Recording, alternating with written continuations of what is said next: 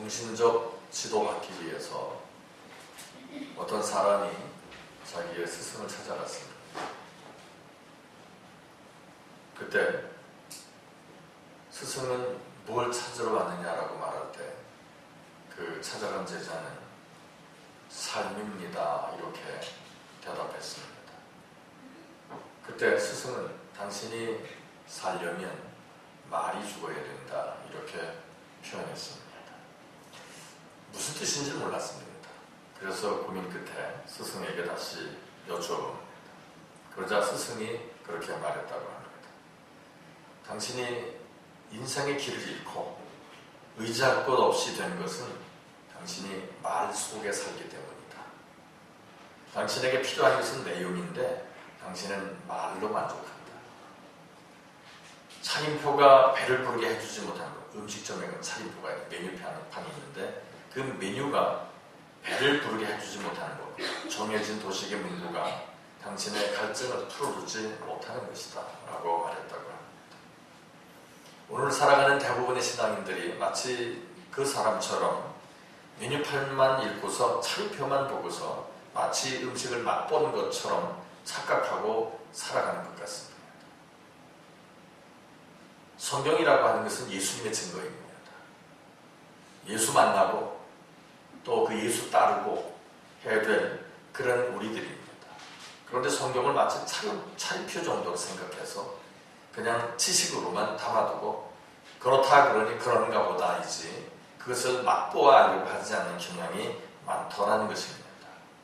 물론 성경에 대한 지식을 더해가는 것은 중요한 신앙생활의 한 요소라고 볼 수 있습니다만 그것 없이 올바른 신앙생활을 할 수 없기 때문에 그렇습니다. 하지만 성경적 지식 추구를 신앙생활이라고 말할 수는 없을 것입니다. 그것은 경건을 위한 하나의 방법이지 그 신앙생활에 있어서 성경 지식 쌓는 것이 결코 자체가 경건이라고 말할 수는 없을 것입니다. 참된 경건은 성경에 대한 지식을 더해가는 것이 아닙니다. 참된 경건은 성경대로 사는 것인 줄 믿습니다. 물론 성경을 알아야 성경대로 살 수 있습니다. 그러나 성경에 대한 지식이 아니라 성경에 대한 가르침을 향한 체험이 있어야 한다는 것입니다. 말의 형식의 세계에 사는 것이 아니라 말의 실제의 세계에 살아야 참으로 그 말을 아는 것이 된다는 것입니다. 우리가 잘 알고 있다시피 구약 성경 중에 그 선지자들의 글이 있습니다. 그 선지자들의 글은 하나의 설교입니다. 신약 성경으로 와서 사복음서, 마태, 마가, 누가, 요한복음에 보면 세례 요한이나 또 예수님이 하신 말씀들이 있습니다. 그것이 바로 설교입니다. 또한 사도들이 글을 써서 소아시아 지방에 보낸 그런 편지서들이 있습니다. 그 편지글들이 또한 설교입니다. 그런데 오늘날 목사들이 설교한다 그러는데 사실 옳지 않습니다. 그 선지자들과 제자들이 또 예수님이 설교하신 그 내용을 잘 알 수 있도록 설명해 줘야 하는 것이지 목사들이 설교해서는 안 될 것으로 압니다. 그런데 우리는 설교를 들으려 합니다. 설교를 들으려고 하니 목사들이 설교를 하게 됩니다. 그러다 보니 주님의 뜻을 잘 전달하고 무슨 말씀에 설교를 하셨는지를 깨닫게 해야 됨에도 불구하고 그렇게 하지 아니하는 경향이 많습니다. 그러다 보니 목회자들이 자기 소리를 하게 됩니다. 자기 설교를 하게 됩니다. 그러니 백성들이 방황하는 겁니다. 목적지, 목표를 제대로 설정하지 못하고 그냥 유리방황하고 도대체 어디로 가는 건지 신앙생활을 제대로 하는 건지 주님 앞으로 바로 가는 것인지 천국길을 바르게 걷는 것인지 전혀 의식하지 못합니다. 제가 진접에서 목회하고 있을 때 그쪽에서 우리가 이쪽으로 교회가 이사 왔습니다만 그곳에 있을 때 그 한신 2차에 사시는 그 서울을 교회 다니는 어떤 권사님이 계셨는데 그 당시 저희가 산흥에 있는 금강 아파트 살았기 때문에 새벽기도 갈 때 그분이 참석하려고 하니까 모시고 그리고 교회 가서 새벽기도 하고 다시 오면서 내려드리고 귀가하고 그랬었습니다. 그때 그 권사님이 하신 말씀이 있습니다. 목사님 설교는 시골 설교가 아닙니다. 서울 메시지 같습니다. 그 한 2번 말씀하시더라고요. 그래서 제가 그랬습니다. 정색을 했습니다. 권사님, 저는 이야기책을 읽어도 시골쥐, 서울쥐 이야기는 들었는데 시골쥐, 서울쥐 이야기는 제가 들은 바가 없습니다. 말씀은 말씀이지 촌사람이 들을 말씀이 있고 도시사람이 들을 말씀이 있는 것은 아닙니다. 왜 그러느냐?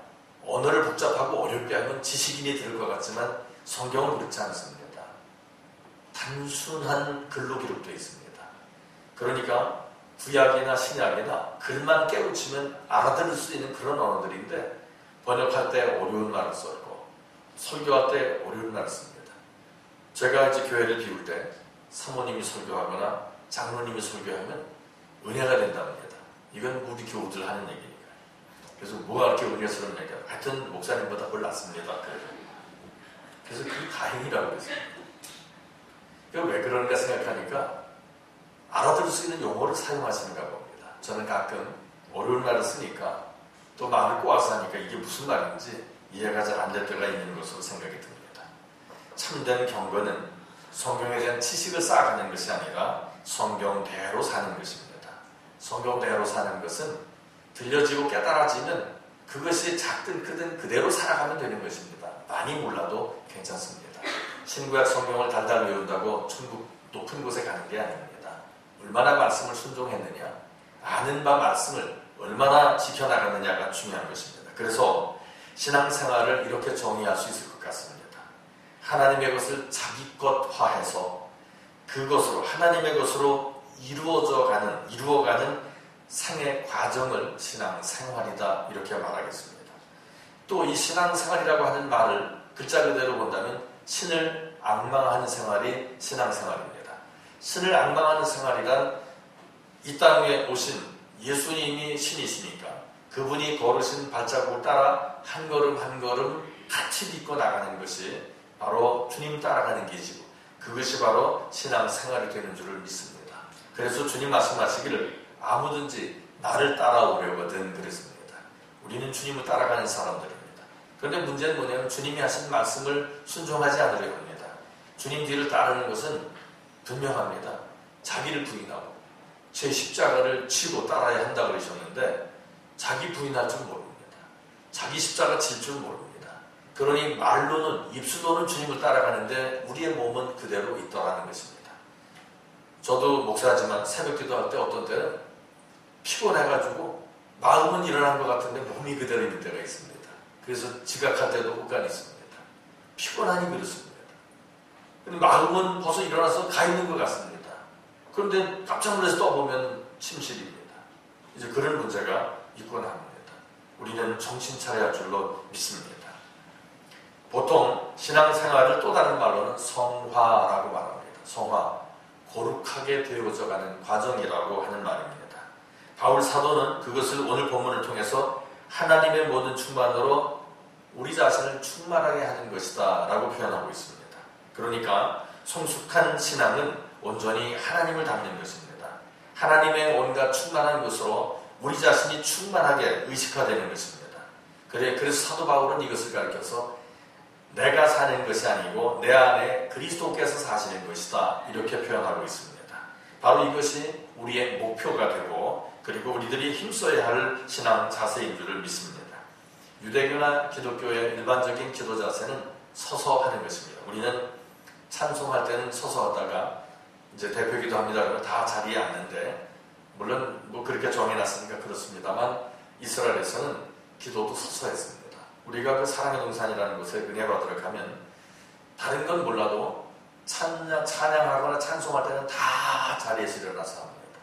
그래서 그때 갔다 와서 은혜 받은 지금이야 이제 좀 멀리 이사 가시니까 못 나오시는데 그분은 전에 보셨죠? 혼자서 서서 찬양합니다. 다 앉아서 우리가 찬양하는데 그분만큼은 혼자 찬양을 해요. 서서. 참 별납니다. 참 별나니까 그렇게 하지 아무도 못합니다. 그러니까 그분은 뒤에서는 그렇게 못하니까 맨 앞에 앉습니다. 그러면 자기 혼자 일어서면 뒤에 다 일어서는 줄 아는 겁니다. 신경 안 쓰겠다 그런 이야기입니다. 제 아내도 집회 가면 맨 앞자리에 앉습니다. 남이사 은혜 받은 졸도 신경 안 쓰겠다는 겁니다. 저는 이제 뒷자리를 좋아합니다. 왜냐하면 제가 내성적이라 앞에 있으면 눈총 맞는 것 같아서 안 가는데 제 아내 때문에 요즘은 할 수 없이 제가 앞으로 가다 보니까 이제는 당연히 앞자리나 또 아니면 선두그룹에 서는 것이 그냥 당연하게 됐습니다. 그리고 있다 보면 좋은 것이 누가 졸든 말든 신경 안 씁니다. 나만 은혜 받으면 되니까 그 참 좋다 하는 생각이 듭니다. 어디 갔으면 우리 교회도 보면 뒤쪽으로 되게 분포하시는데 그냥 앞쪽으로 오십시오. 그래야 나중에 오시는 분들이 편하게 뒤에 앉지요. 지각한 것도 미안한데 앞에까지 걸어오려면 이 보통 문제 아닙니다. 그러니 가급적이면 앞쪽으로 하는 것이 다른 신경 더 쓰게 됩니다. 보면 어떤 분은 그렇게 이야기합니다. 기도할 때 아무개 집사님이 목사님 눈 뜨고 기도해요. 그렇게 저한테 얘기를 하더라고요. 그 고자질도 좋은데 제가 이렇게 여쭤봤습니다. 근데 그건 어떻게 보셨어요? 자기도 눈 뜨고 기도하니까 그 눈 뜨고 기도하는 걸 봤겠죠. 그렇지 않습니까? 남이 좋은 것을 보는 건 정신 집중이 안 돼서 그렇습니다. 연수국 할 때 보세요. 옆에서 이름 불러도 모릅니다. 저 나가도 모를 것 같은데 이상하게 설교 들 때는 왜 그분이 다른 데로 팔리는지 잘 모르겠습니다. 어쨌든 사도 바울은 하나님 앞에서 무릎 꿇고 기도한다 이렇게 표현하고 있습니다. 간절함을 나타내는 것입니다. 그런데 그 간절함이 내용이 뭐냐? 하나님의 모든 충만으로 에베소 교인들이 모두 충만해지길 바란다는 겁니다. 그러면 에베소 교인은 뭐냐? 오늘 살아가는 우리들을 영적으로 상징하는 줄 믿습니다. 하나님의 말씀은 살았습니다. 영원히 살아있는 말씀입니다. 그러니 그 말씀은 오늘 우리에게 주시는 말씀인 줄 우리가 믿고 하나님의 온갖 충만하심으로 충만하려고 몸부림치는 우리 모두가 될 수 있기를 축복합니다. 바울은 디모데후서 2장 20절로 사람을 그릇에 비유하고 있습니다. 하나님의 집에는 금그릇도 은그릇도 질그릇도 나무그릇도 있다 이렇게 말씀합니다. 여기에 보면 금그릇 있습니다. 은그릇도 있습니다. 또 나무그릇도 있고 그리고 질그릇, 토기그릇도 있습니다.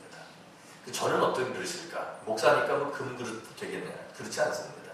저는 제가 생각하기에 나무그릇이나 질그릇 정도로 생각합니다. 어떤 그릇이든지 상관없습니다. 금그릇에 똥 담아놓으면 밥그릇을 먹습니다. 어떤 분이 우리 옛날 이야기 있지 않습니까? 요강에다가 음식을 받아와요. 그럼 요강에 음식 받아서 그걸 어떻게 먹습니까? 그럼 주인이 너나 먹어라. 그러면 이제 하인이 먹는 겁니다. 그런데 생각을 달리하면 됩니다. 요강으로 한 번도 사용하지 않은 것은 그냥 그릇입니다. 그 생각에 따라 다르다. 저는 그런 생각을 합니다. 저희가 가끔가다 화장실이 이 교회 화장실이 막히면 다른 때는 저를 안 부릅니다. 화장실이 막히면 저를 부릅니다. 그러면 이제 제가 해결을 합니다. 해결하는데 어떤 때 보면 지저분한 게 몸에 튀기도 하고 옷을 갈아입으면 됩니다. 정 안 되면 손을 집어넣어서 청소할 때도 있습니다. 또 오늘 그러고 나면 또 악수 안 하실 분도 계실 수 있겠지만 깨끗이 씻습니다. 맨손 들 때도 있습니다. 장갑 없으면 안 보이면 맨손으로 해결할 때 있습니다. 그런데 그것을 더럽다라고 생각한다. 생각 차이일 겁니다. 우리 뱃속에 지금 한참 넣고 다닙니다. 속에 있느냐 겉에 있느냐 그 차이가 더럽다 깨끗하다 말한다면 그 이해가 좀 안 가는 겁니다. 생각에 따라서 달라질 수 있다는 것. 하지만 하나님 앞에서는 어떤 그릇이 되었든지 깨끗한 그릇이라야 하나님 앞에서 쓰일 수 있다. 이렇게 성경은 표현하고 있습니다. 그런데 어떤 일에 쓰이느냐? 선한 일에 예비함이 된다. 이렇게 표현하고 있습니다. 그러니까 우리가 그리스도 안에서 선한 일을 하려고 예비되는 심령이 되었 줄로 믿습니다. 하나님은 질그릇처럼 인간을 손수 빚으셔서 그 속에 하나님의 영을 불어넣으셨습니다. 그런데 그만 인간이 범죄함으로 그 내용물이 손상을 입었습니다. 하나님이 불어넣으신 영이 손상을 입었다는 것입니다.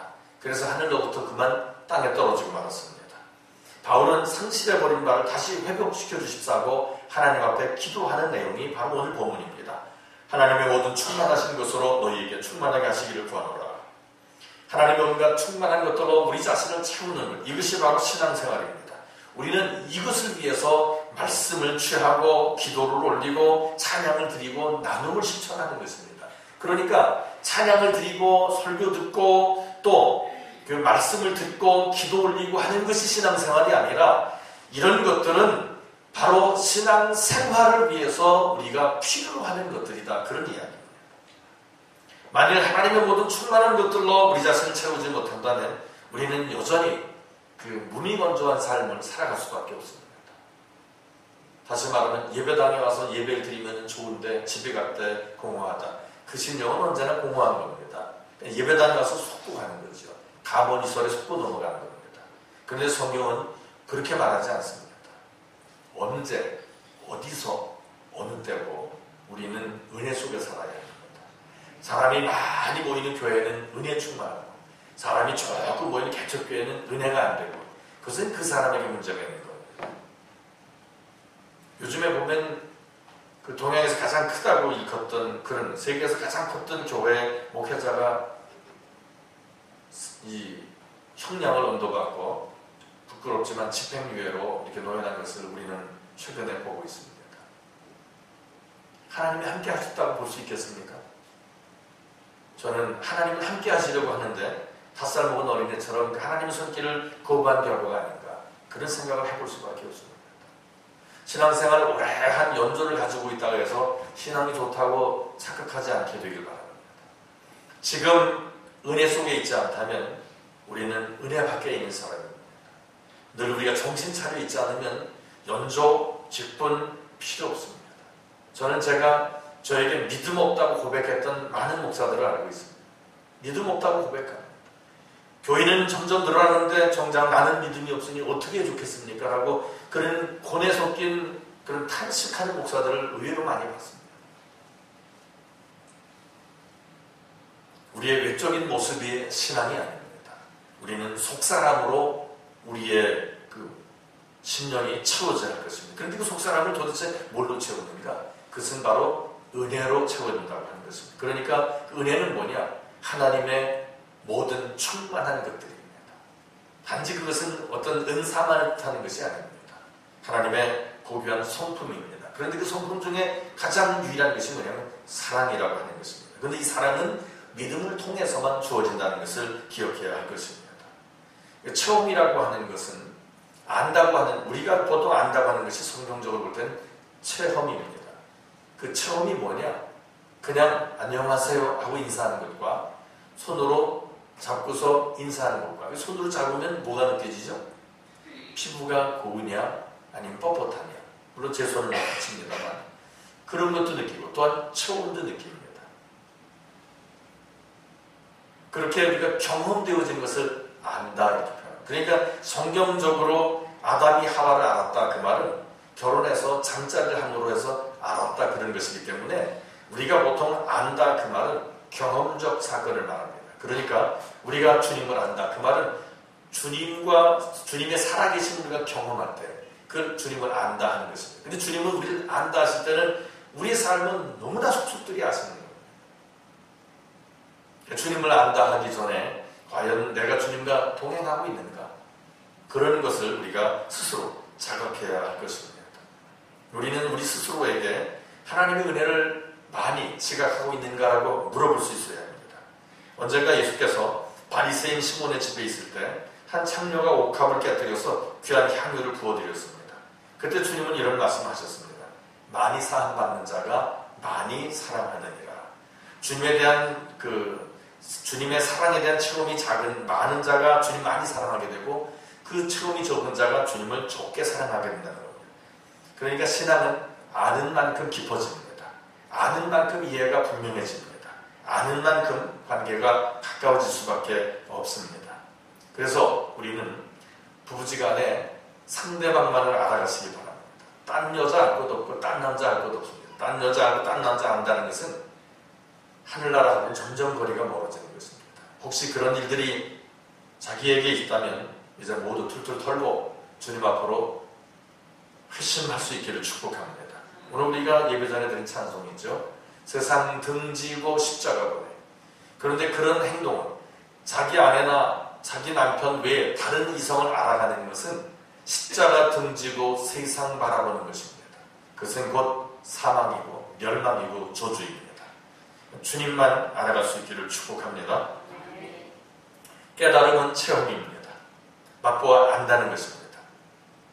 깊은 교제가 하나님과 필요하고 그리고 성도 간에 서로 사랑을 공급하고 긍휼을 베풀면서 알아가게 되어야 하는 것입니다. 어떻게 지식에 넘치는 그리스도의 사랑을 우리가 알고 깨달을 수 있는가? 사랑 자체이신 그리스도를 우리 마음에 모실 때 그 다른 일들이 모두 일어나게 되는 것입니다. 믿음이라고 하는 것은 우리 위해서 십자가에서 피 흘리신 그 주님의 사랑을 받아들이는 것입니다. 십자가에는 우리를 향하신 하나님의 진한 사랑이 배어 있습니다. 16절에 보면 그 영광의 풍성을 따라 그의 성령으로 말미암아 너희 속에 능력으로 강건하게 하옵시고 라고 말씀합니다. 성경은 속사람과 겉사람을 구분합니다. 비록 겉사람은 세월과 함께 후패하여져 갈지라도 속사람은 복음 안에서 진리 안에서 날로 젊어지고 싱거워진다는 바울의 증언인 것입니다. 속사람이 강건하다는 것은 무엇이냐? 건강한 인격을 뜻하는 것입니다. 그러니까 예수 믿는다고 하면서 옳지 못한 길을 걷는 것은 안 됩니다. 저희 동료 목사, 이 지역에 사는 목사 중에서 한 분은 본래는 사업하던 사람입니다. 그러면서 이제 교회를 개척을 했기 때문에 그분이 그럽니다. 어제도 와서 이게 도대체 내가 사업가인지 목회자인지 구분이 안 갑니다. 그런데 주가 그 사업이 된 것 같습니다. 이렇게 이제 표현해요. 원래 사업가니까 이제 그렇게 하는 거죠. 그런데 이제 그 사업에 매달리다 보니까 목회에 힘을 제대로 못 쓴다. 그래요. 목회자들 모임이 저도 잘 못 가고 그렇다고 그 어려움을 토하는데 왜 못 갑니까? 사람을 맡기면 되지. 이제 물론 이제 한 20-30명 이렇게 이제 그 직원들이 있는 모양입니다. 근데 하시는 말씀이 제가 자리 비고 아내가 자리 비는 순간 일이 안 됩니다. 그 무슨 얘기냐? 상당수가 교회 집사님들이고 그런데도 불구하고 일을 안 한다는 거예요. 눈만 피하면 그냥 논다는 겁니다. 그래서 제가 그랬습니다. 우리 교인들하고는 좀 다르구나 이런 생각이 들었습니다. 여기 계신 분들은 남의 일을 해도 내 일처럼 하시죠? 아멘 소리가 어떻게 나요? 그러면 안 됩니다. 남의 일을 내 일처럼 해야 합니다. 왜냐하면 하나님이 내게 맡겨준 천직이거든요.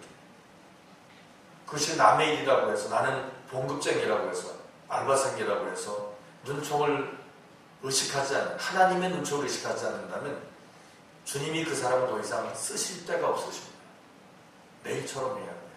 그 목사님은 지금은 사업을 좀 크게 하지만 예전에 아무것도 없이 남 밑에서 일했다 합니다. 근데 주님이 열어주시니 정말 많은 일을 할 수 있었더라고 그렇게 이야기합니다. 그러니까 지금도 자기는 돈 쓰는 일을 많이 한다는 거예요. 사람들은 의식하지 말고 내일처럼 할 수 있기를 축복합니다. 그래야 주인이 요셉에게 모든 것을 맡겼던 것처럼 하나님께서 맡기시지 않겠나 그런 생각이 드는 것입니다.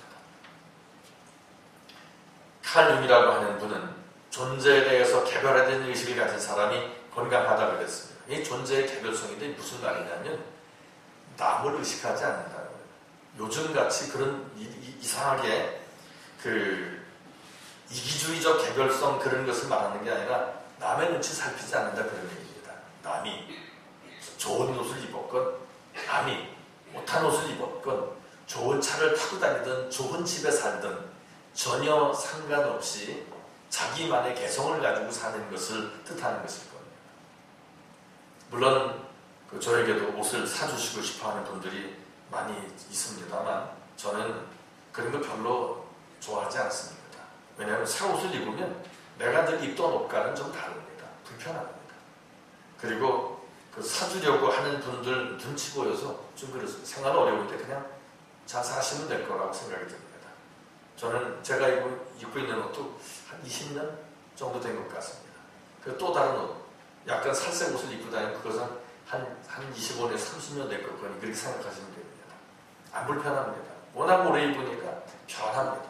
물론 소매깃이나 이제 신발 닿는 부분은 조금 헤어지기도 합니다만 그래도 상관없습니다. 왜냐하면 옷이 사람을 결정하지 않습니다. 이해하시죠?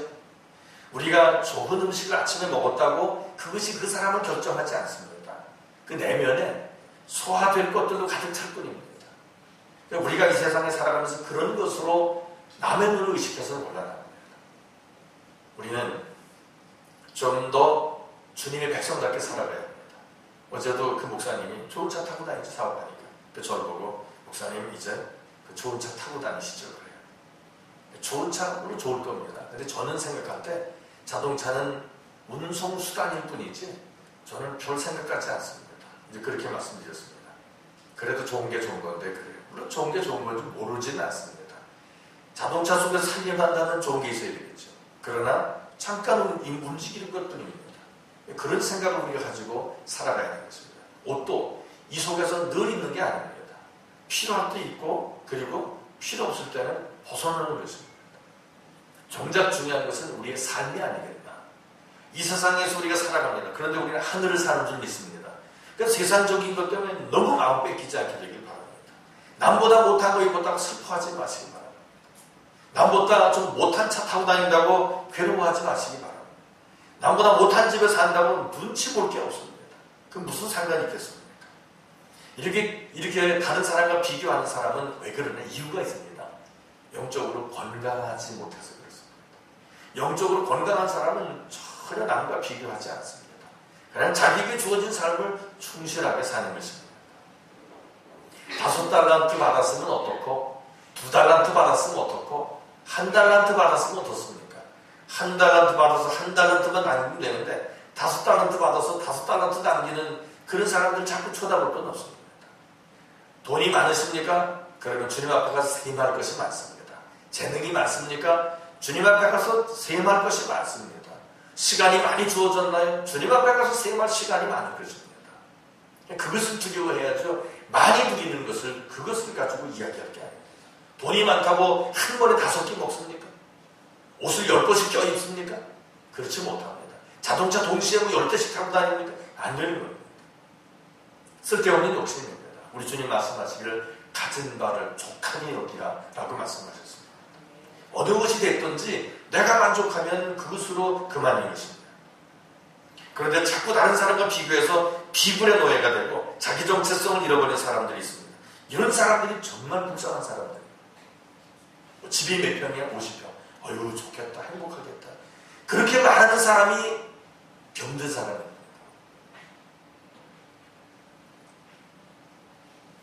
건강한 사람은 존재를 개별적으로 생각해서 남과 비교하지 않고 항상 개별성 지니고 살아가는 사람.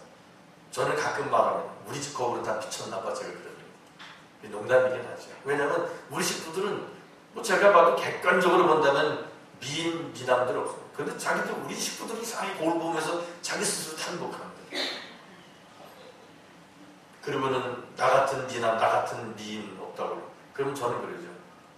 거울이 미쳤나 봐. 그런데 그런 생각이 참 좋습니다. 자기 잘난 것을 하는 겁니다. 세상은. 왜냐하면 우리 모두가 하나님의 자녀예요.